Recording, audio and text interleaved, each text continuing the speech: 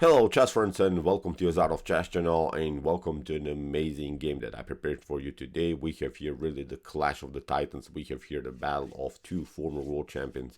Today we'll see the epic battle between Magnus Carlsen and Vladimir Kramnik. So this game has been played in 2010 in the Wijk tournament, and we will see again the beautiful Open Catalan battle. It's part of course of our preparation of the Catalan opening that we have started recently. If you're more interested into this Catalan opening studies, please check out my whole playlist. We have really analyzed many important opening lines in the closed Catalan, Open Catalan. Here's the link of our playlist. Please check it out. I think you could have really a great preparation in this beautiful opening. So let's see now what happened. This game from 2010, in my opinion, was really one of the most interesting games that have been played between Magnus Carlsen and Vladimir Kramnik. Again, it was a double-edged really battle in the Open Catalan. So Magnus with the white pieces opened with move d4. Vlad's response was knight to f6, c4 e6, knight to f3, the counter nimzo or anti-nimzo Indian setup. d5, we are going now into the Catalan with the move g3, and now basically there are two approaches here that black can do. Open Catalan is of course d takes c4, immediately going into tactical battles, or you can play bishop to b4, c6, b6. We have analyzed many of these lines in this closed Catalan setup. So now after move d takes c4, we have now the open battle. That's the spirit, that's the thing that we love to see, open clash here between these two legends. So bishop to g2 by Magnus, bishop to b4, bishop to d2, covering everything, and now comes this concept that we have recently also studied from black's perspective, this whole idea to go with move a5. As I said, even if you take here, then you connect two very annoying pawns here on the queen side. So that's why after move a5 that Vladimir Kramnik played. Magnus goes now even into a more dynamic line. This is now the most aggressive way that you can play here. Knight to c3, leaving simply everything here. You're not even going anymore for the c4 pawn immediately, and now you're hoping to get a central control with the move e4, then maybe break and enter with the move e5, creating some kind of an attack here on the king side. Maybe later also kick away the bishop, developing the queen to c2, supporting the e4 progress. So it's a concept, but of course black has also some ideas here. So in my opinion, this move knight to c3, not immediately going for the c4 pawn, is really the most aggressive way that you can play. So now Vlad simply castles. We have kingside castling by now a3 by Magnus, and now Vlad plays an interesting choice, bishop to e7. I wouldn't say this is a mistake, but a more aggressive way here for black to go is simply to give up the bishop for a knight, and then after something like a bishop to b takes c3, you can actually even in some lines protect your pawn. After something like maybe knight to e5, you can always lock the diagonal. That's a defensive concept that's very useful with the black pieces when you open the long diagonal against this annoying likes for bishop. So it's one of the good defenses, but of course after move instead of this move b5, black can also be challenged with this idea, queen to b1, bishop to b7, for instance. If you play, there are even some tactics on the b file. So you see, even these lines are double-edged. You maybe can keep the pawn, you can maybe go aggressively into the game. So whatever you do in the Catalan, I think you can never be so prepared that you know everything about this opening. Still, there are so many deviations even these days, many sidelines, many changes of dynamics. So here after move a3, maybe bishop takes c3 was the better way to go, but now Vlad simply retreats and Magnus finally goes for the c4 pawn. So we have now the move c6. Vlad, of course, is giving up now the pawn, but wants to have now expansion on the queen side. Good move here, extra tempo against the queen, and now bishop to a6, hoping of course to open the long diagonal now on this side of the board, also by making further progress with the move b4. So Magnus goes with bishop to g5. Even if you play now knight to e5 with the idea to attack the pawn on c6, it's not working. After queen to d4, knight to c6, the problem is after knight to c6, bishop to c6, you get challenged in this way. This is in my opinion not good. You're getting here destroyed immediately on dark squares. You haven't castled so far, the king is stuck in the center, b4 is going to happen. So many position problems you have already. I think in some lines you can even sacrifice the exchange here just in order to activate then further your light square bishop. So be careful what you're doing in the Catalan. I think here after move bishop to g5 and knight from b to d7, Magnus played now also a very interesting choice. You can castle, of course, now immediately, but Magnus gave up now the bishop 4 and knight immediately. Interesting choice by Magnus, hoping after something like knight takes f6 to finally liberate now this diagonal and simply continue the pressure around the square c6. That was Magnus Carlsen's idea, but now Vlad, after move bishop to f6, plays a very interesting choice, g takes f6, and from this point on you can feel, I think, already that this is not going to be really a regular game. The pawn structure in front of Black's king is messed up. Still Magnus can rely, of course, on his long diagonal for the light square bishop, but of course Magnus doesn't have anymore the access to the e5 square. That's, I think, a good defensive concept that Vladimir Kramnik played here.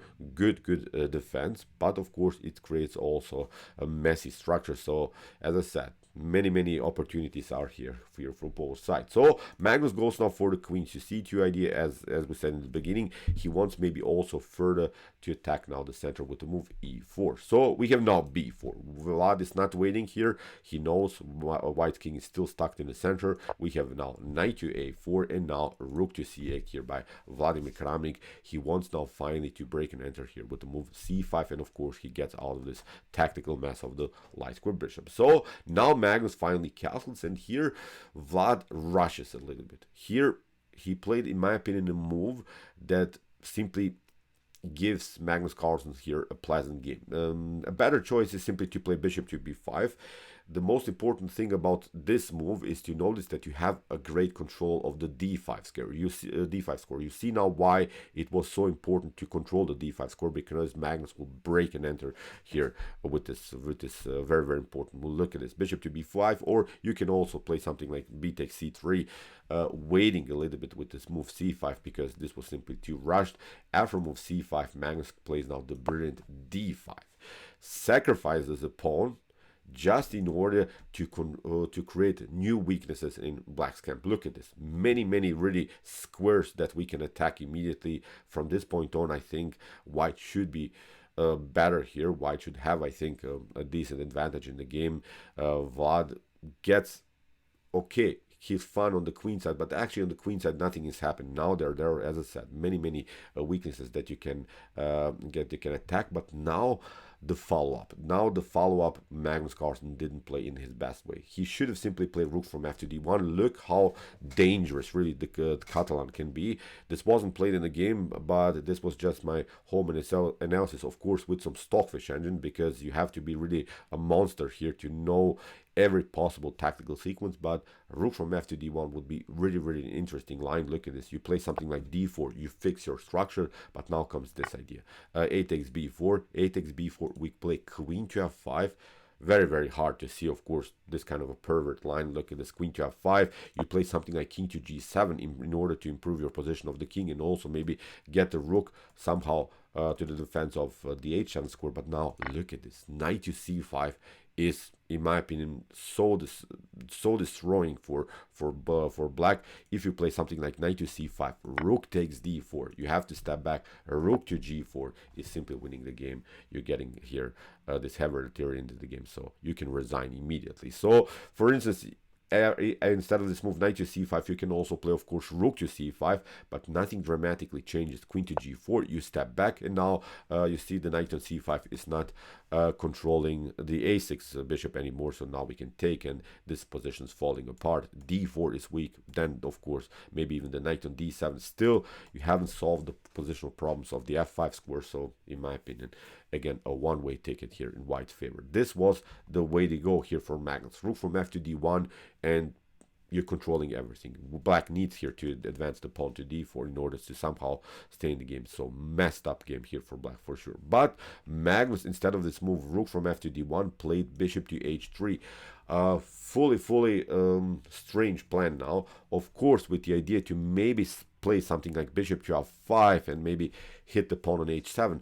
But this whole idea is a wrong plan, because Vladimir Kramnik shows, I think, here again his great defensive skills. He doesn't care anymore about the h7 pawn. He's just going with some counterattacks now in the center of the board, but also here on the queen side. He plays now bishop to b5. Now comes this idea, a takes b4, rook from f to d1, but a little bit too late. Magnus had the opportunity to play it previously. Now comes the move d4, and you see now this whole concept, of course, to play queen to f5 or something is simply not working anymore, because here bishop to e2 can happen, and the game would be over. You're attacking the knight, you're attacking the rook, so it's now a different story. It's not the same like previously that we have analyzed. So now after move bishop to f5 that Magnus Carlsen played, Vladimir Kramnik simply ignores the threat. As I said, he doesn't care about his pawn on h7, simply improve his pieces. This is the way to go. Sometimes look at this bishop to h7. Okay, you had your fun with one check, but nothing dramatically changed here. Actually, black is slightly better, has a better activity, has also the potential progress here with the move c4. When maybe these three pawns get connected on the fourth rank, when they start to roll, this could be very, very dangerous here for white in the continuation of the game. So knight to e5 played by Magnus, f takes e5.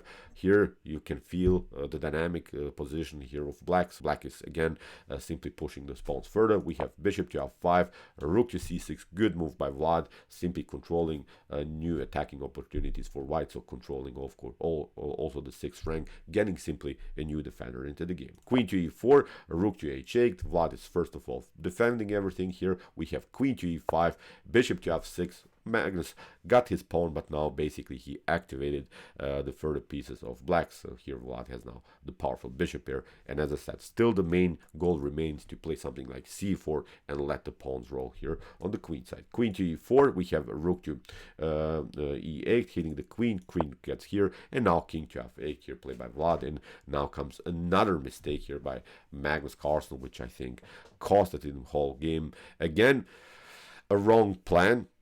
Of course, you're attacking the rook, but black doesn't have to even react here, can even sacrifice the exchange. A better choice for Magnus was to play bishop to d7.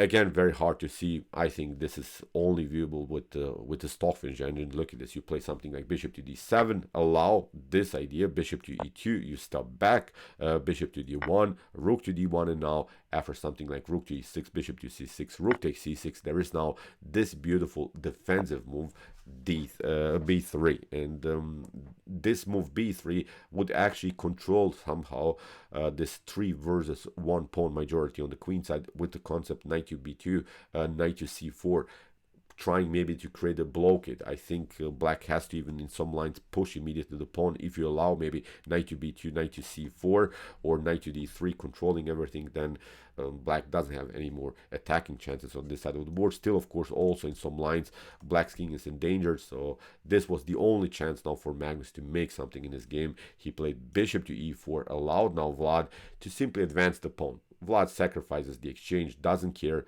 That's the whole concept that we have talked about, c4, c4, when we connect these 3 mobile pawns, and this is again a messed up game here for white. So bishop to c6, bishop to c6, Magnus desperately trying now to somehow get the queen into the game, rook to e5, a nice move here by Vlad, queen to h6, king to e7 is even here a possibility, although king to g8 maybe slightly more accurate, but even on this square, the position is not getting better here for white. We have e4 by Magnus, desperate try.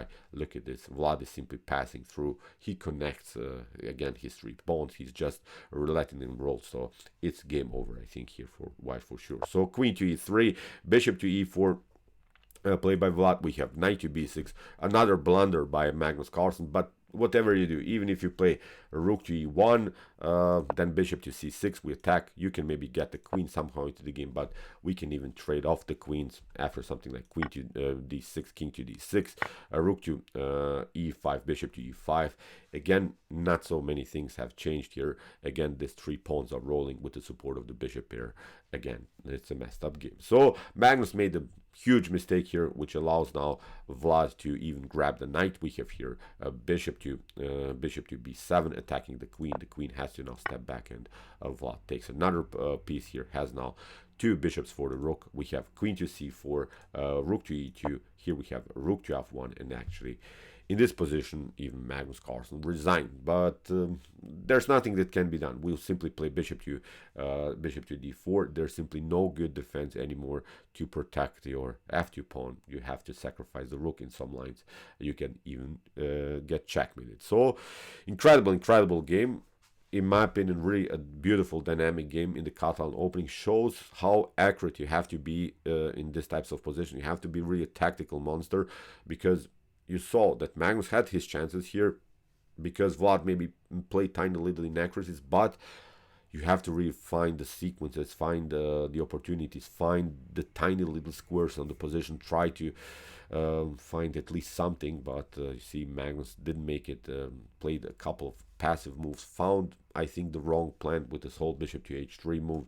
He had the opportunity to break and enter in the center of the board. Rook to d1 would have been the move, getting the rook lift somehow on the g file. So really incredible ideas here for sure for both sides. So okay, I hope that you enjoyed this game. I really enjoyed a lot. Interesting ideas of the Catalan for sure. If you want to see more about this beautiful chess opening, check out our Catalan opening studies. Here again is the link of this beautiful chess list. And if you like this content, don't forget to subscribe to my channel. See you soon with some more videos, and what to say, chess is the best, of course.